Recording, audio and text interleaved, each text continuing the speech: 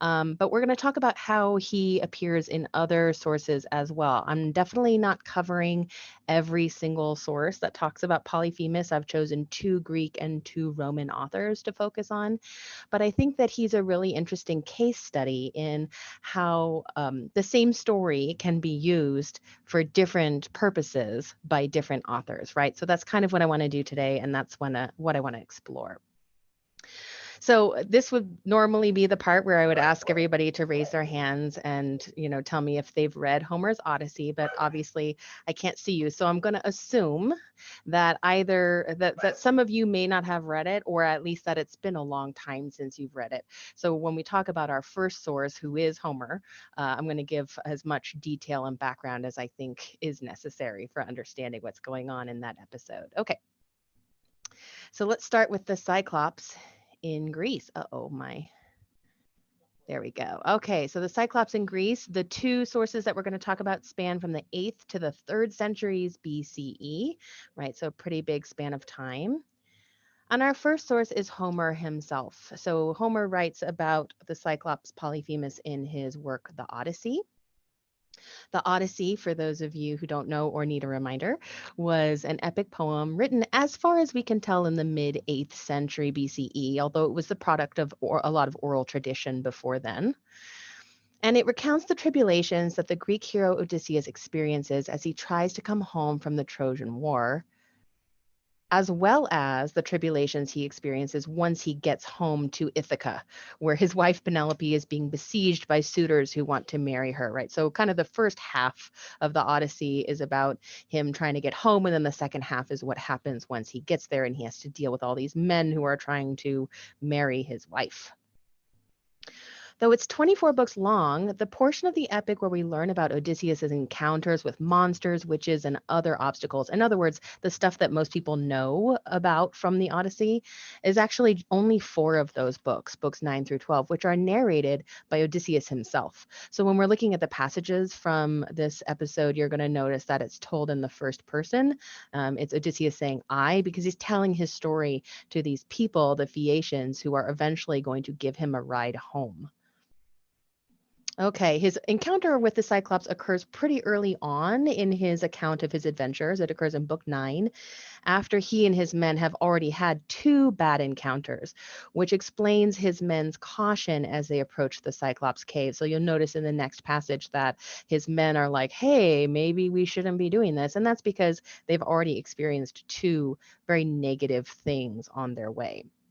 Okay, so our initial introduction to the Cyclopes, right? So there's more than one Cyclops. The famous Cyclops is named Polyphemus, but he lives in a land with more of them.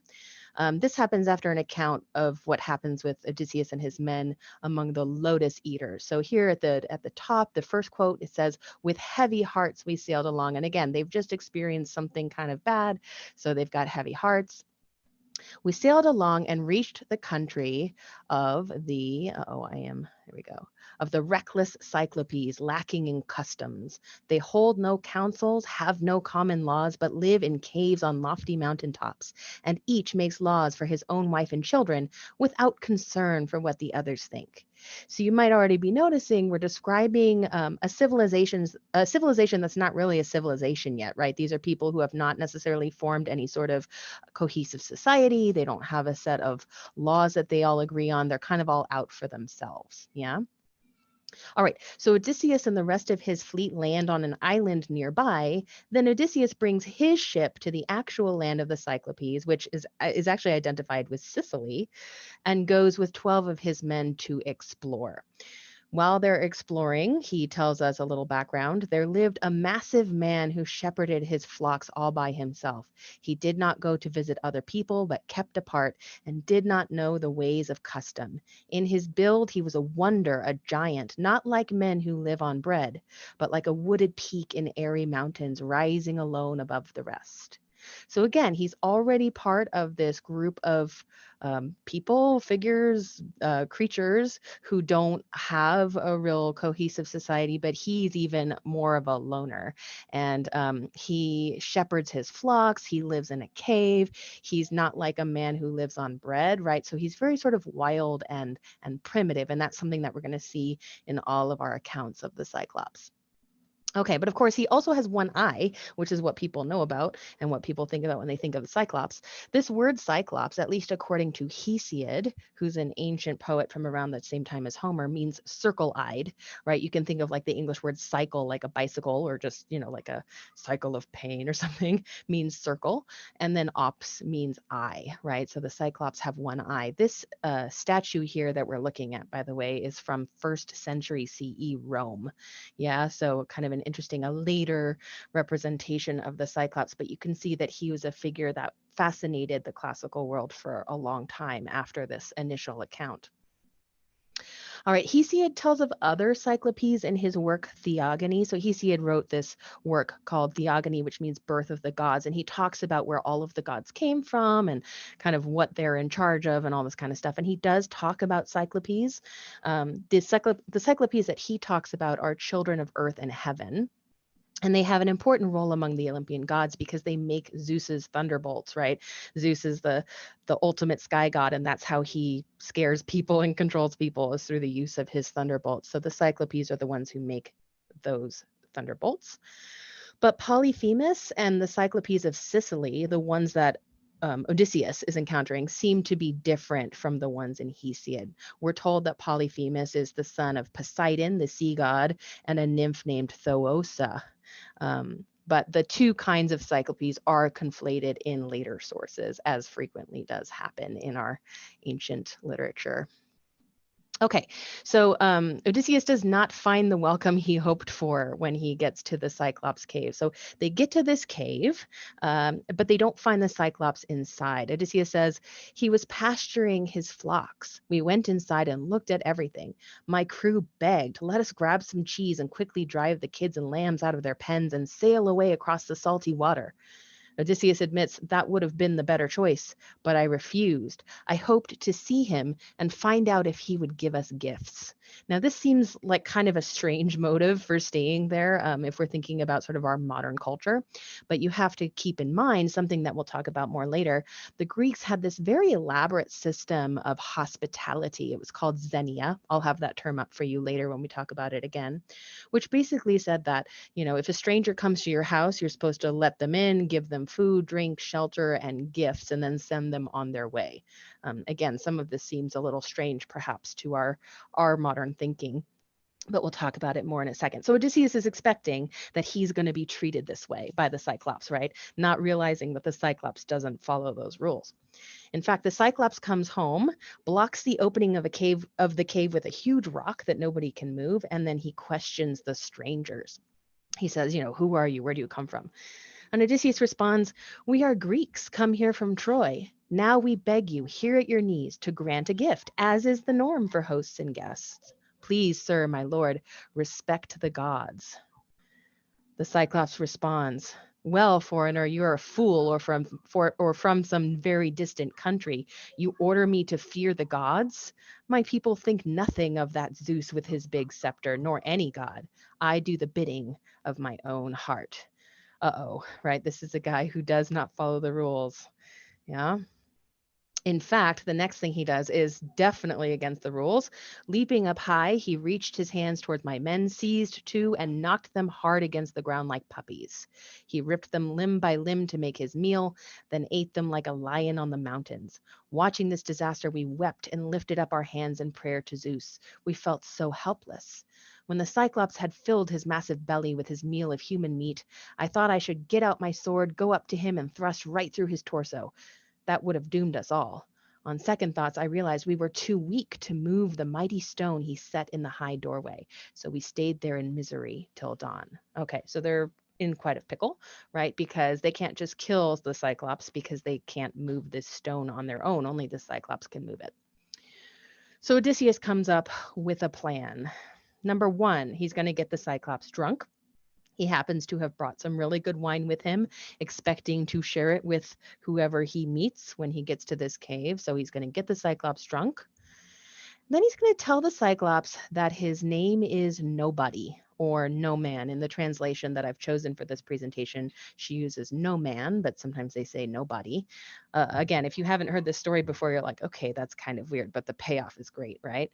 Um, Number 3, when the drunken Cyclops falls asleep, he's going to blind him with a sharpened stake. And number 4, he's going to escape the cave by hiding under the sheep. So when the Cyclops lets his flock out in the morning, he does not realize the men are leaving with them. Yes. Okay, so here's the payoff. Oops, hold on, I think. There we go. The payoff. So here's a famous representation of the Cyclops having his eye put out by Odysseus. And then shortly after that is when we get the payoff of the nobody trick as well. So horribly then he howled, the rocks resounded, and we shrank back in fear. Desperately with both hands he hurled the stake from him and shouted to the Cyclopes who lived in caves high up on the windy cliffs around. They heard and came from every side and stood near to the cave and called out, Polyphemus, what's the matter? Are you badly hurt? Is someone stealing your herds or trying to kill you by some trick or force? Strong Polyphemus from inside replied, My friends, no man is killing me by tricks, not force. Their words flew back to him. If no one hurts you, you're all alone. Great Zeus has made you sick. No help for that. Pray to your father, mighty Lord Poseidon. It's actually kind of funny, isn't it? Because you can imagine the Cyclops just screaming and screaming, and his neighbors coming up and saying, "What's wrong? You know, is somebody hurting you?" And he goes, "Nobody's hurting me." And they're like, "Okay, right? Like, ooh, this guy's got something going on with this guy." Okay. So they leave, and I laughed to myself, Odysseus says, at how my name, the no man maneuver, tricked him. Now, this is a really well-known moment in story, right? In literature, right? I remember I read this a children's version of this story to my son, and when Odysseus first said his name was Nobody, my son was like, "Okay, that's kind of weird." And then when this moment happened, when the Nobody trick paid off, he was like, "Oh my gosh!" Right? So it's really just a great moment.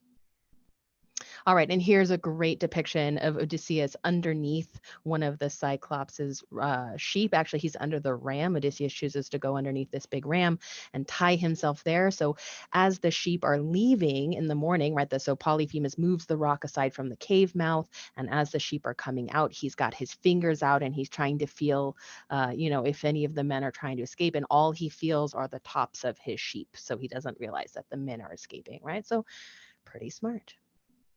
All right, so everything would have been okay at this point, except that Odysseus just can't help himself, apparently. When they get to his ship, right, when they get all the way back to the ship, when they're in shouting distance, he says, I jeered back. Hey, you Cyclops, idiot. The crew trapped in your cave did not belong to some weakling. Well, you had it coming. You had no shame at eating your own guests. So Zeus and the other gods have paid you back. All right. Now, the Cyclops is blind, and obviously he can't reach them at this point, but he's not completely helpless, right? He gets this huge rock and he hurls it at the ship, which is leaving. It misses the ship, but it also nearly causes the ship to capsize. At this point, Odysseus's crew begs him to stop, but he continues to taunt the Cyclops. He says, Cyclops, if any mortal asks you how your eye was mutilated and made blind, say that Odysseus, the city sacker, Laertes' son, who lives in Ithaca, destroyed your sight. Now, this is a really bad decision on Odysseus's part because now Polyphemus knows his name. He can ask his father, who's the god of the sea, to curse Odysseus's journey home, right? Which is exactly what he does. And it's the reason why Odysseus continues to have so many difficulties on his way home. It's the reason why it takes him 10 years in total to get home, which is a long time. It's also why I always am like, I don't really want to get a Honda Odyssey because I don't want to take 10 years to get home. Anyway, sorry, classics nerd joke. Okay. So what's going on with the Cyclops story? Why is the Cyclops story important to the Odyssey? Well, obviously, first of all, it's entertaining, right? And it's a really good story and just really, really kind of fun and interesting. But it does a lot to characterize Odysseus. Yeah. This is the ultimate example of how brains work versus brawn, right? The Cyclops is huge. Nobody can overpower him physically. But Odysseus uses his cunning to overcome the Cyclops. In fact, one of Odysseus's epithets in the Odyssey is Polymatus, which means the man of much cunning. This word matus, which means cunning, is also, interestingly, with a slightly different accent, one of the ways to say no one in Greek. So there might actually be kind of a pun going on here. Yeah. But also it portrays him as being overly proud and sometimes reckless, right? I mean, he goes into the cave in the first place and his men are like, hey, maybe we shouldn't stick around. This looks like a really big person lives here. But Odysseus is like, no, no, everything will be fine, right? And then at the end, when he gives the Cyclops his name, he dooms his men and himself, right? In fact, all of his men end up dying on the way home. Odysseus is the only one who survives. So this isn't necessarily the most flattering look at Odysseus, but it's part of his character that he's very full of himself, right? Okay, in fact, in book 10, one of Odysseus's men will criticize him for always getting them in trouble, and he will use the Cyclops episode as his prime example. Odysseus is trying to get his men to go do something, and this guy's like, why would we ever listen to you? You're the one who made us get in trouble in the Cyclops cave, right? So characterization of Odysseus as being very cunning, but also kind of reckless as well. But the other thing is that it really emphasizes the importance of the Greek concept of xenia. So this, again, this is the Greek system of hospitality, which is a very elaborate system and a very consistent system throughout ancient Greece, it seems, that if somebody comes to your house that you don't know, you give them food, drink, shelter, and gifts and send them along their way. Now, the reason for this seems to be that during this period of time in ancient Greece, there wasn't really one sort of overall governing body. There wasn't really one set of rules. It was all a bunch of city states with their own kings and their own disparate customs and laws. So having this idea of hospitality and making it such an important part of your culture was a way to make sure that everybody in these different city states would get along, right? That even if you went to a place that had a different system of government from your own and had different laws from your own, you could be sure that they weren't going to like murder you, which is a good thing, right? In fact, this is a major theme of the epic, right? As Odysseus is traveling, he's going to all of these new places, he's meeting all of these new people. So obviously the way that he is treated by these people is a big deal in this epic poem. And people and monsters who do not obey the rules of hospitality are seen as bad. People who do obey the rules of hospitality are seen as good. So it's really sort of a moral marker, right? How these monsters and these people that Odysseus is encountering follow the rules. Yeah. Interestingly, Odysseus, after this Cyclops episode, learns to be a little more cautious, right? So when he's first starting out, he's not expecting to have this sort of reception from somebody, but after it's happened, he discovers that not everyone obeys the rules. And so he starts to be a little bit more cautious in the way that he approaches new situations. Also keep in mind that the Cyclopes being portrayed as uncivilized in the beginning is important to understanding why they don't follow these rules of xenia.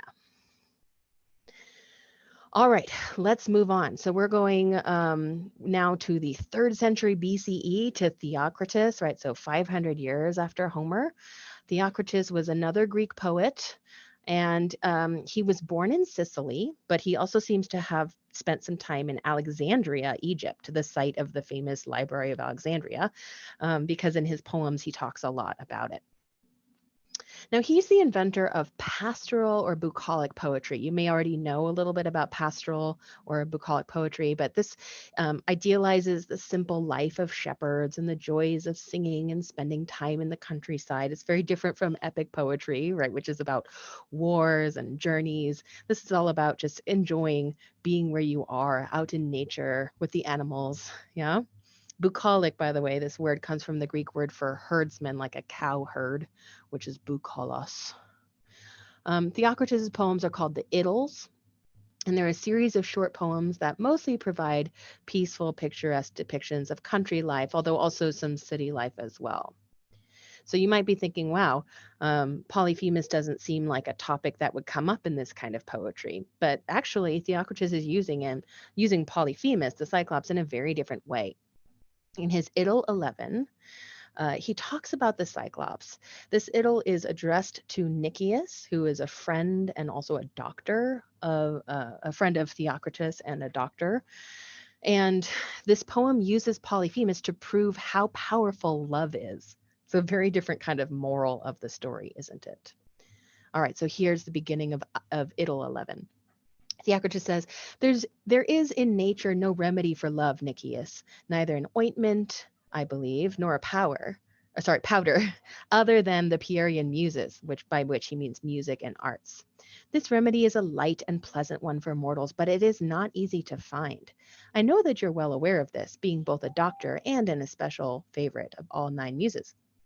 Our countryman the Cyclops, Polyphemus of old, got on as easily as he could in this way when he was in love with Galatea, the beard just sprouting round his mouth and temples. He loved not with apples or roses or locks of hair, but with outright madness, and he thought everything else was less important. Often his sheep returned alone to their fold from the green pasture, while he, singing of Galatea, pined away alone on the weedy seashore from daybreak, having a most hateful wound deep in his heart, which an arrow from the great Cyprian goddess, that's Aphrodite, had fixed in his liver. Interestingly, the ancient Greeks thought that the liver was the seat of emotions rather than, we usually think it's the heart. So that's what he's saying when he says that the arrow from Aphrodite is fixed in his liver. All right, but Polyphemus discovered the remedy, and sitting on a high rock, he would sing in this way as he gazed out to sea. Okay, so you just have to imagine Polyphemus sitting on a rock, like strumming the lyre and singing to Galatea. Yeah? Oh, white Galatea, why do you reject one who loves you? Whiter than curd to look on, softer than the lamb, more skittish than the calf, sleeker than the unripe grape. And why do you visit in this way as soon as sweet sleep holds me, but go off, departing at once when sweet sleep releases me, fleeing like a ewe that has seen the gray wolf? I fell in love with you, girl, when first you came with my mother to gather hyacinth flowers from the hill, and I led the way. And having seen you since that time, I cannot afterward, even now, cease it all from love. But you don't care, not at all, by Zeus. I know why you avoid me, lovely girl. It's because a long single eyebrow stretches from one of my ears to the other, a shaggy brow over my whole forehead, and beneath it is a single eye and a broad nostril above my lip. Yet, though I am so, I pasture 1,000 sheep, and from them I draw and drink the finest milk. Cheese does not fail me in summer or autumn or at the end of winter. My racks are always laden. All right, so he's really trying to win Galatea over here by talking about all these cool things he has, all these sheep and all this cheese, right? Don't worry about the unibrow, he says. It's really about what I have to offer in other areas. He also says, and this is a wonderful painting of Polyphemus up there on his on his rock looking down at Galatea, who's a sea nymph. Even if I seem rather too shaggy, he says, I do have oak logs and undying fire under the ash, and in my burning love for you I would yield up my soul and my single eye. I have no dearer possession than that. I shall learn to swim without delay if some stranger comes here sailing in a ship, so that I may find out how pleasant it is to you folk to live in the deep sea. All right, so you might already be noticing this is a very different version of Polyphemus going on. So why the Cyclops? Well, first of all, as I said, Theocritus is from Sicily. And remember that, as I mentioned before, the Cyclops island was seen as being Sicily. So he's one of Theocritus's countrymen, right? He's a fellow Sicilian. He's also a well-known monster, so if love reduces even the Cyclops Polyphemus to helplessness, it is powerful indeed, right? Quite a powerful force. The power of love and its ability to wound or infect people like a sickness was actually a popular topic of Greek lyric poetry from the 7th century BCE onwards. Some of you probably have read some poetry of Sappho, right? Sappho was a very famous poet from the island of Lesbos who wrote passionate poems to other women, which is where we have gotten our term lesbian, right? But she was part of a huge group of lyric poets who were writing all about love and how irresistible a force it is. Of course, this is also a humorous reversal from the way we see Polyphemus in the Odyssey. There, the fact that he lived in a cave and herded sheep characterized him as uncivilized in a very negative way. But here, he's trying to portray his lifestyle as ideal, right? I've got all this cheese, I've got all these sheep, right? It's great. And there's also some humor in dramatic irony. He essentially offers to give up his eye for Galatea, right? He says, I have oak logs and undying fire under the ash. In my burning love for you, I would yield up my soul and my single eye. Well, we know that he's going to have his single eye burned out by Odysseus, right? And so that's very evocative of that fire language and talking about giving up his eye. And he also wishes that a stranger would sail to his island, which we know from the Odyssey he will regret, right? So Theocritus is definitely drawing on Homer because he's expecting his audience to get the humor in the fact that the Cyclops is saying, I wish someone would sail to this island, right? But he's also doing something very different with Polyphemus by using him as an example of how powerful love is, even to a monster. All right, let's move on to Rome. So both of the sources that I'm going to talk about here are from the first century BCE Rome. Again, as I already mentioned, these are not the only sources that talk about Polyphemus. There are lots more. So if you're interested, I suggest that it might be a fun thing to look up because he's a very popular figure in ancient literature. Okay, the first source I'm going to talk about here is Vergil's Aeneid. Some of you may be familiar with this work as well. So it was an epic poem published in 19 BCE, but it was written in the 10 years before that. And this is a really interesting period of time because it's when Octavian, Julius Caesar's heir, was first becoming Augustus, who was Rome's first emperor. So it's the transition from the Roman Republic to the Roman Empire. And when Virgil writes this epic, he's seeking to connect Rome's history with the highly esteemed Homeric epics about the Trojan War. So you're taking one of the most well-known historical events, the Trojan War, and you're taking the most well-known works of literature from ancient Greece, Homer's Iliad and Odyssey, and you're connecting all of that to what's going on in Rome right now in an effort to glorify it or magnify it, right?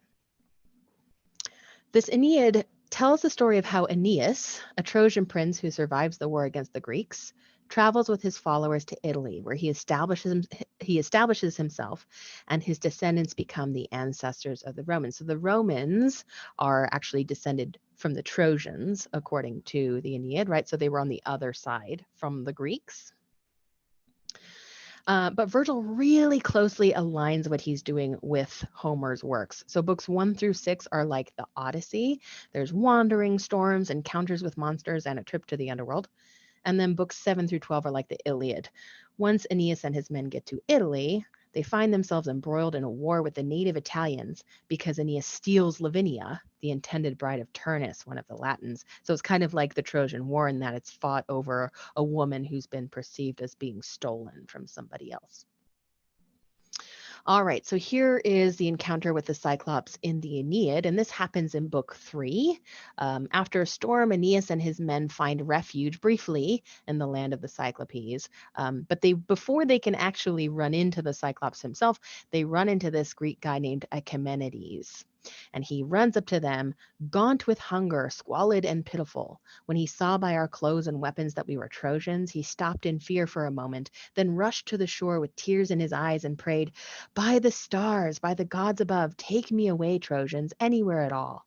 My father, that's Aeneas's father, so Aeneas is the one who's narrating this. My father, with just a moment's pause, gave the man his hand, encouraging him with this pledge of friendship.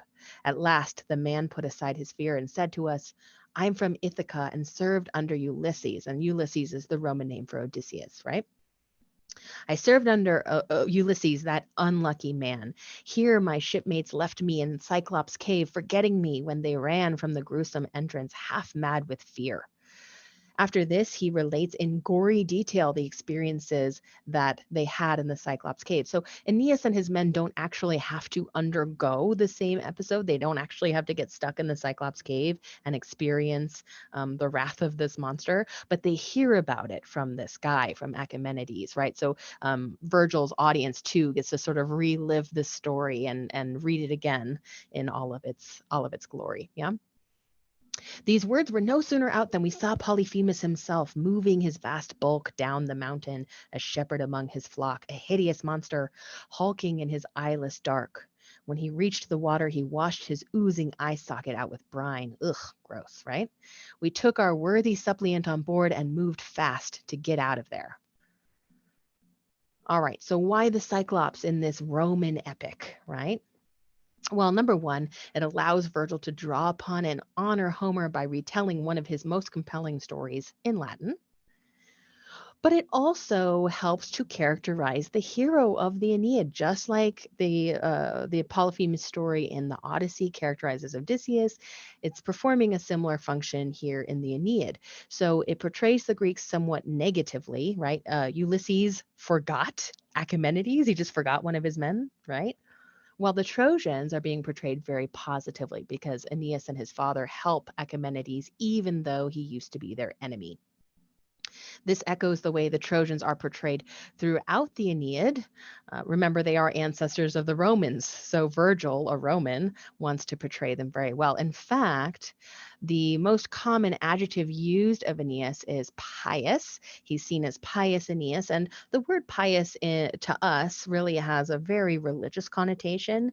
And to the Romans, it could be religious, but it also basically just had to mean, or it basically just meant that you fulfilled your obligations to everyone that you had obligations to. So to your family, to your country, and also to your gods, right? So Aeneas is seen as being a guy who does the right thing, who does his duty in whatever context. So having him have pity on this guy, Achaemenides, and take him on board, even though he used to be his enemy, right, is helping characterize Aeneas as being pious.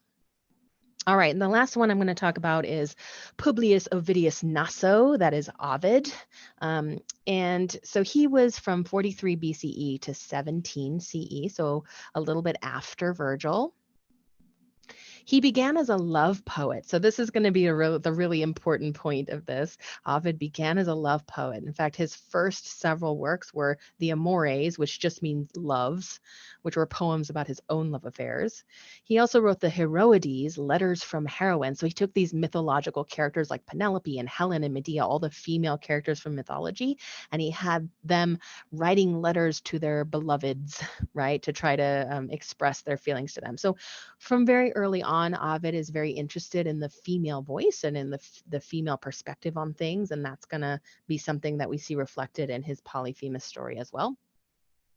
And he also wrote the Ars Amatoria. Now, this is the art of love, and it's essentially a how-to manual for how to find, seduce, and keep a lover in Rome. Perhaps mostly because of this, he was actually exiled in 8 CE by the Emperor Augustus. Now, he claims he was exiled for a poem and an error. The poem, he tells us, was this art of love, the how-to manual, though he had written it many years before.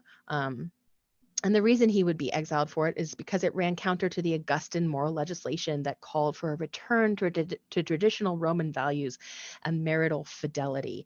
In Ovid's work, he tells people how to sort of give the slip to a woman's husband when you're trying to, get with a married woman. So obviously this is very problematic if Augustus is trying to bring back good old-fashioned family values. But obviously something else must have happened because, again, The Art of Love was published many, many years before Ovid was exiled. So something else must have happened that was the straw that broke the camel's back. We don't know what it was. All Ovid tells us was that it was an error of some kind, right? He made a mistake, a very bad mistake. He wrote his first and only epic, the Metamorphoses, which is what I'm going to be talking about, before exile, but he continued to edit it while he was in exile as well.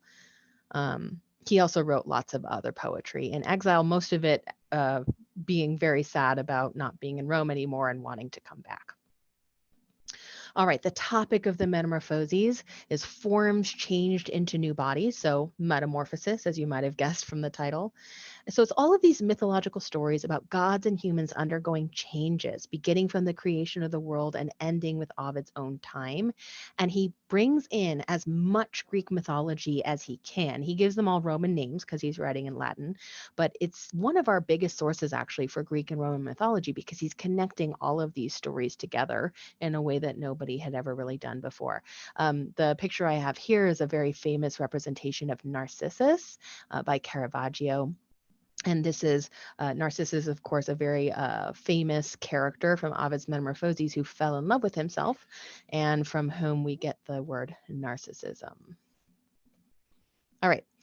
So another important thing to think about when we're looking at the Metamorphoses is even though it's ostensibly an epic poem, it does things very differently. And that's going to come into play when we look at our Polyphemus in the Metamorphoses.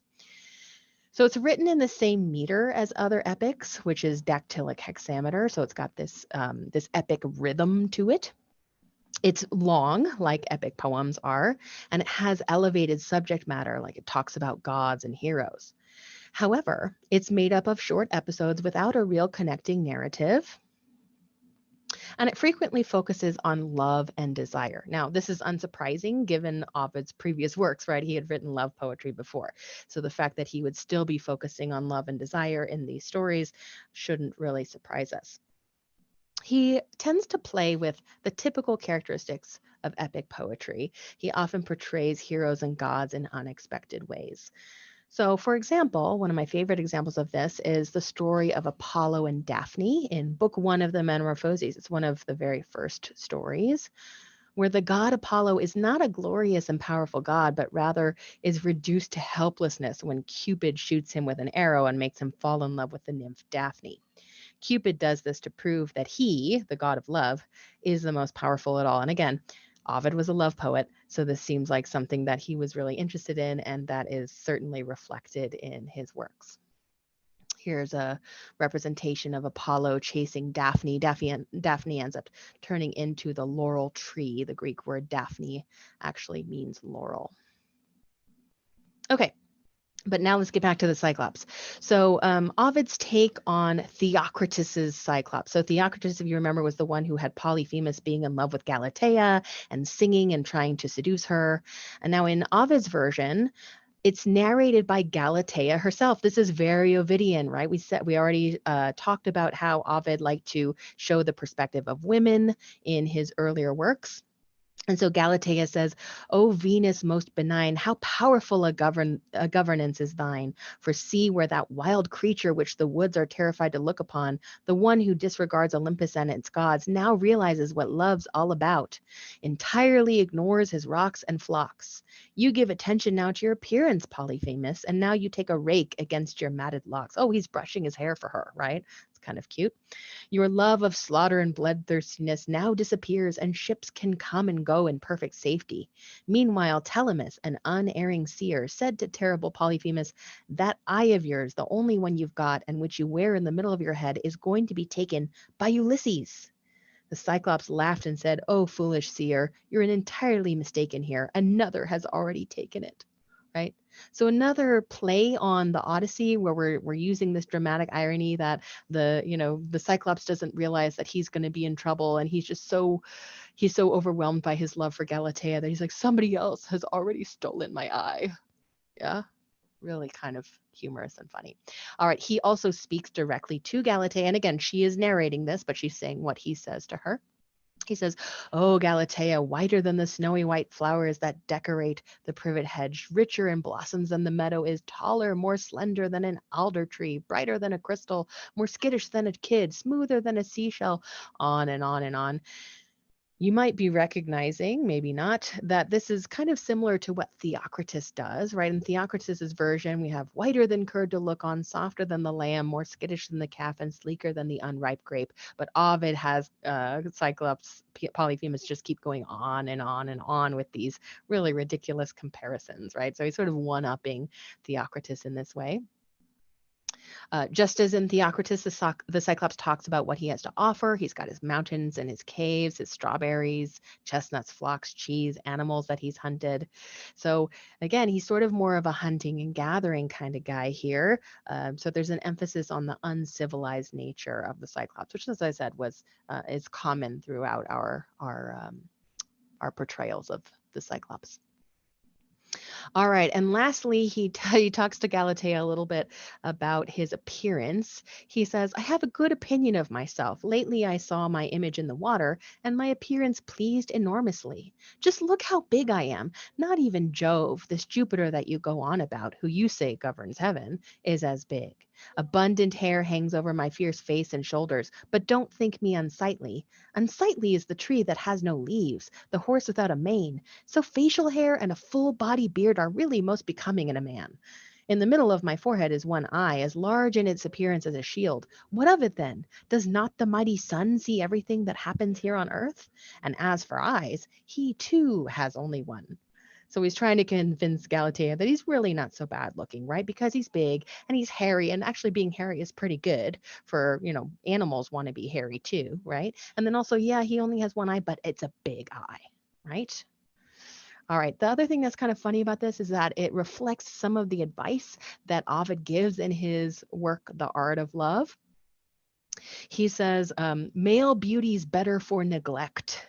Right. So he talks about how men shouldn't groom themselves so much, and how, these famous mythological women were in love with men who were more unsophisticated and more rustic in their appearance. Right. So again, it's really reflecting Ovid and who Ovid is and what he's done in his previous works, his portrayal of the Cyclops here.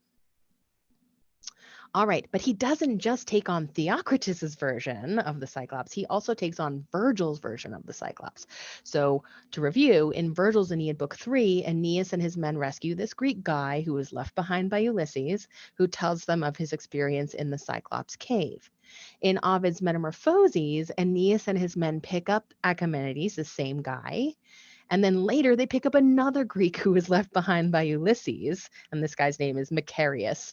Achaemenides tells Macarius about his experience in the Cyclops cave, and then Macarius tells Achaemenides his experience on Circe's island, which is from another section of Homer's Odyssey, right? In other words, just as Ovid one-ups Theocritus and his description of Polyphemus in love, he also one-ups Vergil by taking what Vergil did and expanding on it, right? Having one of the survivors of Odysseus's journeys tell this story to someone else. All right, this is a fresco actually from the 1st century CE. That's supposed to be Polyphemus, and then the little winged creature on the dolphin is supposed to be Galatea, but you can see Polyphemus there with his lyre. He was just strumming and singing to Galatea. All right, to review, in conclusion, I should say, here's what these 4 authors really did with Polyphemus. In Homer's Odyssey, the Polyphemus story serves not only to entertain the audience, but also to reveal Odysseus's character, namely his cunning and his arrogance. It also explores the important theme of xenia, hospitality. In Vergil's Aeneid, an epic poem modeled on Homer's works, Polyphemus also serves to define the main character, Aeneas, by emphasizing the difference between Aeneas, who is pious, and Ulysses, Odysseus, right, who, as a Greek and a Roman epic, is portrayed negatively in this story. Theocritus, our 3rd century BCE Greek poet, he's decidedly not writing epic, uses Polyphemus to demonstrate the power of love, showing that even the most monstrous of monsters can be overwhelmed by love. And then Ovid kind of does all of the above, right? He's both an epic poet and a love poet, and so he draws on both sides of this Polyphemus narrative. First, he expands on Theocritus's portrayal of Polyphemus in love and adds his own spin, like having Galatea narrate and having Polyphemus personify some of Ovid's grooming advice for lovers. Second, he doubles down on what Vergil does by relating the story of the Cyclops through a survivor of Odysseus's recklessness, and then relating the story of Circe through another survivor of Odysseus's recklessness. All right, so as you can see, we've got these 4 different authors who are taking the same story and adapting it in different ways to suit their overall purpose of their works. All right, so that's all I have. Lauren, are there any questions that I should respond to? Not at the moment. Does anyone have any questions for Reina? If you have any questions, feel free to type them in the Q&A.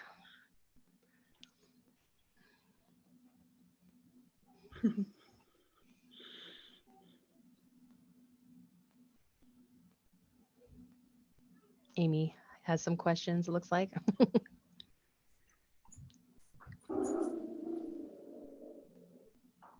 Looks like she has.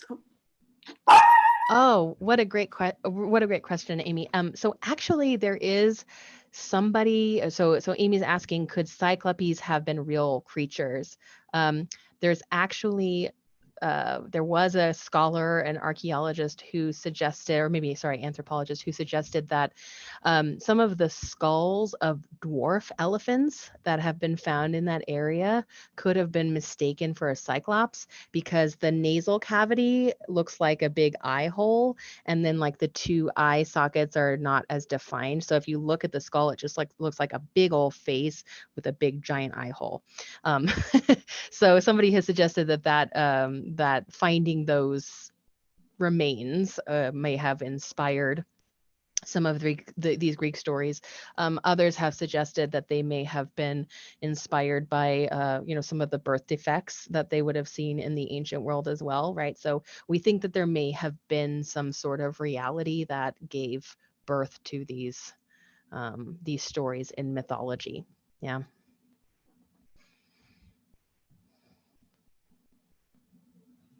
Any other questions?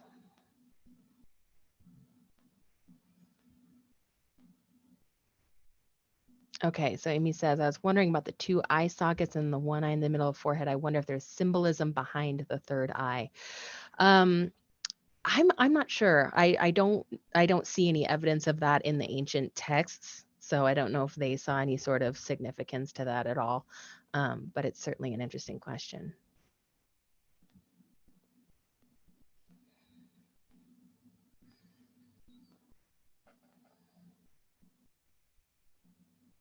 Anything else? Can I talk about my love of this stuff? Yeah, I mean, I could talk for a long time about my love of this stuff. I don't want to take up everybody's evening too much, but I've been interested in the classics since I was 8 years old, and have now been teaching classics for 15 years at this point. So, and I just, it gets better and better. I love it more and more the more I teach it and the more I read it.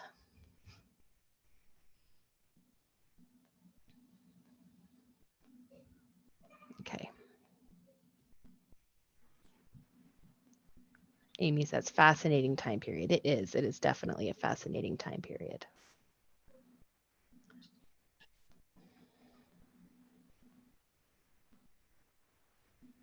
Anything else?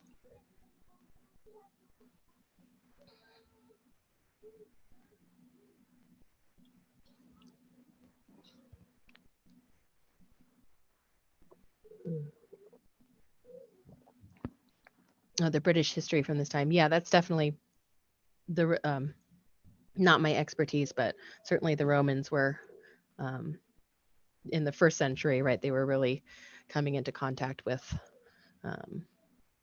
Britain at this point in time. Sorry, I'm thirsty. Allison says, what are some other sources that tell us about Cyclops? That's a good question, Allison. So there is a play by Euripides about the Cyclops. There's also a satyr play that we have sort of fragmentary that's about Polyphemus. Callimachus is another poet from the same time period as Theocritus, so the 3rd century BCE, and he talks about the Cyclops. And then we also have some later sources, especially some later scholars who were interested in mythology, who talk about the Cyclops, as well as there's an epic poem by a guy named Nonnus, and he talks about the Cyclops as well. So, Cyclops shows up in a lot of different places. As I mentioned in the lecture, Hesiod's Theogony talks about Cyclopes, but it doesn't seem to be the same Cyclops, right? But certainly an interest in these figures, whoever they were.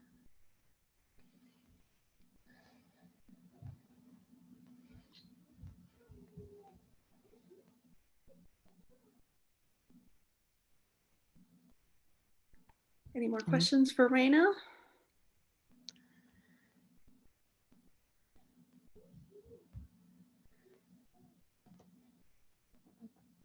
All right.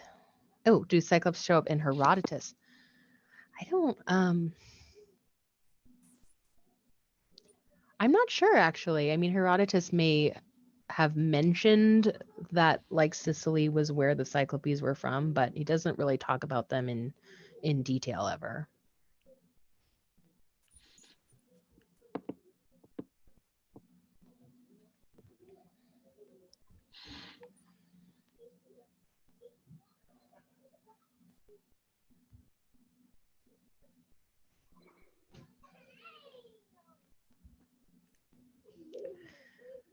All right.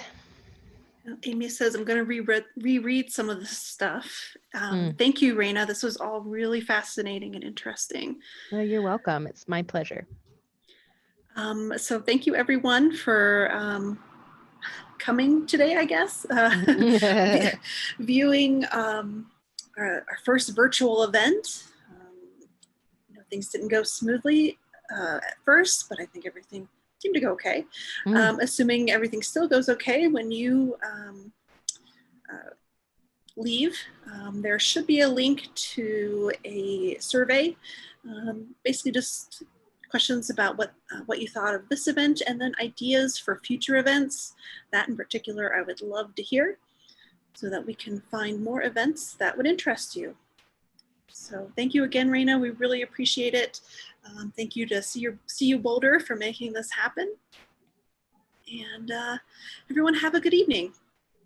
Yeah, thanks for coming out on a Friday night. I know you all had not much else to do.